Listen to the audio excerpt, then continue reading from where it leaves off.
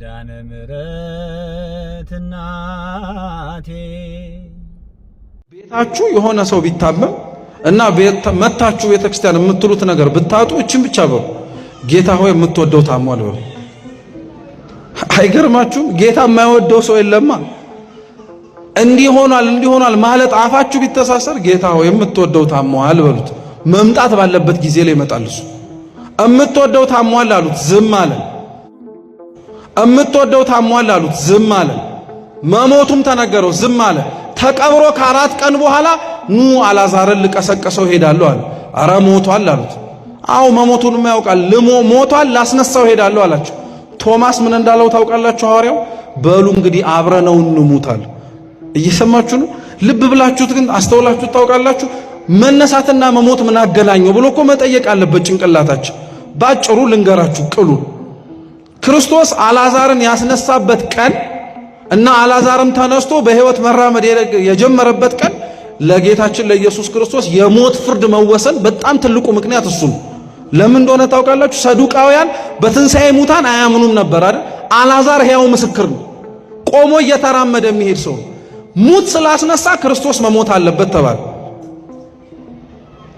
ሙት ስላስነሳ ሕይወት ስለሰጠ እሱ መሞት አለበት ተባለ። ይሄን የምላችሁ ለምን መሰላችሁ? ለአልዓዛር ለማስነሳት ክርስቶስ ሄዶ አልዓዛር ናውጣ ብሎ ነው ከመቃብር ያወጣው። እኛን ካለንበት መቃብር ለማስነሳት ክርስቶስ እንባውን ቃሉን ብቻ ሳይሆን ደሙን ያፈሰሰው። አሁን አምላካችንን እኮ የምናሳዝነው ለምን መሰላችሁ ክርስቲያኖች? ለኛ የከፈለው ዋጋ ከአልዓዛር በላይ ስለሚበልጥ ነው። ለአልዓዛር መታመሙን ሰምቶ የተቀበረበትን ቦታም ለማየት ሲሄድ እንባውን ያፈሰሰለት፣ ለእናንተ ደሙን ያፈሰሰው። በአልዓዛር መሞት ክርስቶስ እንዲህ ካለቀሰ ደሙን አፍሶልን በሕይወት መኖር ለከበደን ሰዎች እንዴት አምላካችን አያነባም?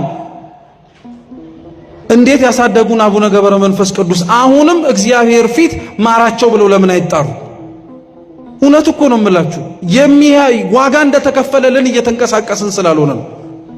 ለአልዓዛርም ሄደ መሞቱን የሰማው ጌታችን ኢየሱስ ክርስቶስ ወደ ቢታንያ ሲገባ ማርታ መጣች። ከኛ ጋር ብትሆን ኖሮ ወንድማችን ባልሞተ ነበር አለችው። ንግግሯ ብዙ ውስጡ ምስጢር አለው። አንደኛው እንዲሁ ዝም ብላችሁ ብታዩት ብትሆን ኖሮ አብረህን አይሞትም ነበር እንደማለት ነው። ውስጡ ደግሞ ወቀሳም ጭምር አለ። ስንጠራ ብትመጣ ኖሮ በተጠራህበት ጊዜ ላይ ብትገኝ ኖሮ ይሄ ሁሉ ባልሆነ ነበር እንደማለት ነው። ብዙዎቻችን በጸሎታችን እንዲህ ብለናል። በጠራን ጊዜ ብትገኝ ኖሮ፣ ያኔ በለመን ጊዜ ላይ እንዲህ በተማጸን ጊዜ ብትቆምልን ኖሮ አሁን ያለንበት ላይ ባልሆንን ነበር እንለዋለን። እግዚአብሔር የዘገየው ለምክንያት ነው። ለምክንያት ነው ዝም ያለው፣ ለምክንያት ነው የዘገየው። አትጠራጠሩ ክርስቲያኖች። እውነት ከተጠራጠርንም እግዚአብሔር ጥርጣሬያችን ሴት ነበረች ይባላል። ዮሐንስ አጺር የሚባል አባት ካለበት ገዳም ሄዳ 20 ወቄት ወርቅ ምጽዋት ለመስጠት ገባችና በሩን አንኳኩታ መነኮሳቱ ከፍተው ምጽዋቷን ሊቀበሏት ሲሉ በፍጹም አለች። አስተዳዳሪውን አበመኔቱን ካላገኘው አልሰጥም ለእናንተም አለች። አራተይ ስጭን ችግር የለም እኛ እናስተላልፋለን። በፍጹም እሳቸውን ነው ማግኘት የምፈልገው አለች። እሺ ተባለች፣ አስገቧት። አባ ዮሐንስ አጺር ሰሌን እየታታ ወይም ዘንቢል እየሰራ ነበር። ከዛ በኋላ ያቺ ሴት ገባች። አባታችን ሰሌን እየሰሩ ነው፣ ዘንቢል እየሰሩ ነው። ቀና ብለውም አላዩአትም። እሷ ያመጣችውን ወርቅ በሙሉ ከፊት ለፊታቸው ዘረገፈችው። እየሰማችሁ ነው? እየሰማችሁ ነው? ዘረገፈችው። ቀናም ብለው አላዩአትም። ተቀበሉኝ ስጦታዬን አለች። እግዚአብሔር ይስጥሽ አሏት። ማን ይስጥሽ? አሜን ብላ ወጣች። ከዛ በኋላ ግን ትንሽ ርቀት ሄዳ ከነከናት። ምክንያቱም የሰጠችው ስንት ጆንያ ሙሉ ወርቅ ነው? 20 ጆንያ ሙሉ ወርቅ ነው። አንድ ጆንያ እንደሰጠ ሰው ወይ አንድ ጠጠር አምጥቶ እንዳስቀመጠ ሰው እንዴት ነው እግዚአብሔር ይስጥሽ ብቻ ልባል የሚገባኝ? ስላላዩት ይሆናል አለች። አንዳንድ ሰው እንዲህ አይነት አባዜ ያለበት እንዳመጣው ስጦታ በጣም መመስገን የሚፈልግ። የኛም እልልታ በነገራችን ላይ እንደዛ እንደሚለያይ ታውቃላችሁ። 1 ብር ለሰጠችው ሴትና 20 ሺህ ብር ላመጣው ሰው እኩል እልል አለን። ተጨንቆ ነው ራሱ ካህናቱ እልል በሉ ብለውን ነው እንጂ እልል ማለትም አንፈልግም። 1 ብር ማን መስጠት እኮ ምን ያደርግልኛል እንደው ያኛው ነው እንጂ ምናምን እንላለን። ተመልሳ መጣችና አንኳኩታ አስገብተዋት አባ ምናልባት ካላዩት ብዬ ነው 20 ወቄት ወርቅን ያመጣሁት አለቻቸው። እና አባ ዮሐንስ አጺር ምናልባት ለማን ያመጣሽው አሏት። ለኔ ነው ለእግዚአብሔር አሏት። ለማን ያመጣችሁ መልሱ እንጂ። ስለዚህ ማን ይስጥሽ? ለእግዚአብሔር አምጥታችሁ ሰው እልል ካላለልን የምንል ሰዎች ምን አይነት ሰዎች እንሆን?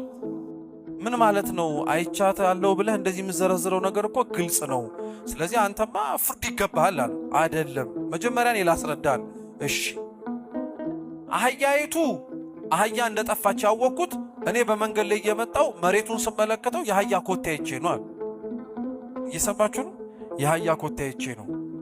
እውር መሆኗን ያወቅኩት ያን የአህያ ኮቴ እየተከተልኩኝ ሲሄድ በቀኝ በኩል ያለው ሳር የተጋጠ ነው፣ በግራ በኩል ያለው ሳር ግን አልተጋጠም። ስለዚህ በግራ አላየችም ማለት ነው፣ ያየችውን የጋጠችው ማለት ነው አልኩኛል። እየሰማችሁ ነው? ቀጠለና ሩዝ መሸከሟን ያወቅኩት ደግሞ ስትራመድ ከኮቴዋ ጋር አብሮ የተንጠባጠበ ሩዝ አለ። ስለዚህ ሩዝ ናት አለ እየተሸከመችው ማለት ነው አሉ።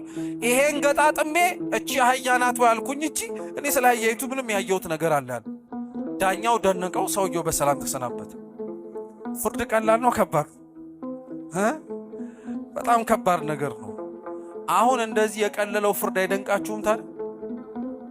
ሰው በሚያየው ዝም ብሎ የፈረደው፣ በሰማው ዝም ብሎ የወሰነው የሌላ ሰው አይምሰላችሁ፣ የኛ የራሳችን። ስንት አይተን ያላጣራ ነው የፈረድንበት ሰው የለም? ስንት ሰምተን ያልጨረስነው ታሪክ ላይ በቃ እንዲህ ልትል ፈልገህ ነው ብለን ያባላ ነው ያስበላ ነው ሰው የለም? ያኔ ፍርድ እንጠየቅበታለን። ያኔ ስለተናገርናት ነገር በሙሉ እግዚአብሔር ፊት እንቆማለን። ስለዚህ የሙታን መነሳት የፍርድም ቀንም ጭምር። አባቱን ሀብት ንብረቱን ሳይሞት አካፍለኝ አለው። አባት አካፈለው። ሄደና ጋለሞቶችና ኃጢአተኞች ካሉበት ቦታ ላይ ለገንዘቡ የተጠጉት ብዙ ሰዎች ነበሩ። ሲኖራችሁማ የሚጠጋ መቼ ይጠፋል? ስታጡ ነው ሰውም የሚታጣው። ሁሉም ሰው ጠፋ።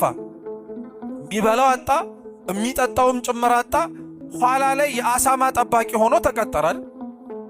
የሚበላውና የሚጠጣው እሱ አጥቶ፣ አሳማዎቹ ግን የሚበሉትና የሚጠጡትን አይቶ ወደ ልቡናው ተመለሰና ሄጄ በአባቴ ቤት ተመልሼ ይቅርታ ጠይቃለሁ፣ ልጅህ ልባል ሳይሆን ባሪያ ልባል እገባለሁ ብዬ መለሳለሁ አለ።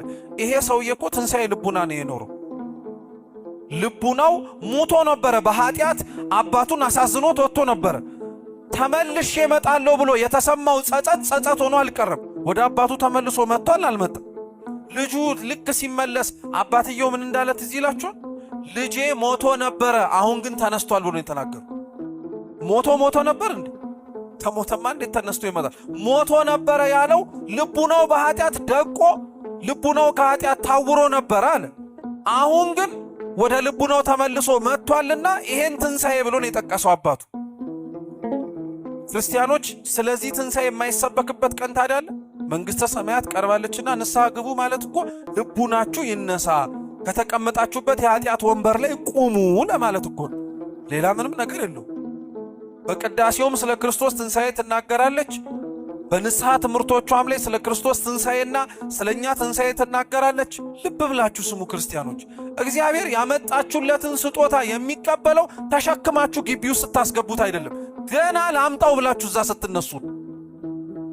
ገና እግዚአብሔር ውስጣዊ ሐሳባችንን በደንብ አድርጎን የሚያየው መስጠታችንን ብቻ አይደለም።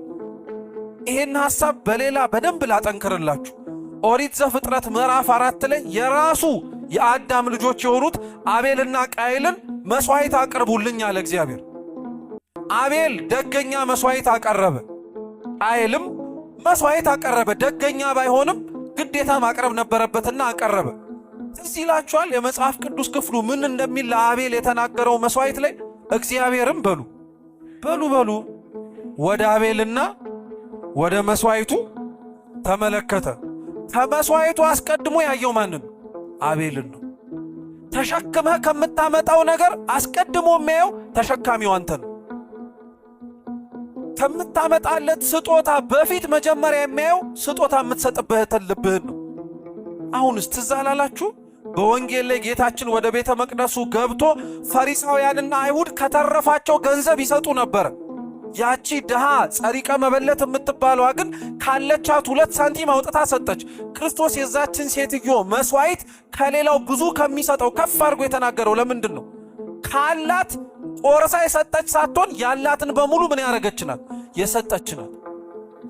አብርሃም ካለው ቆርሶ የሰጠ አይደለም፣ ያለውን በሙሉ የሰጠ ነው። እግዚአብሔር እንዲህ አይነት አምላክ ነው። ክርስቲያኖች አንዳንዶቻችን እንመጻደቃለን ከልክ በላይ ተሸክመን ማምጣታችን ሌላ ነገር እንዲያመጣልን እንፈልጋለን።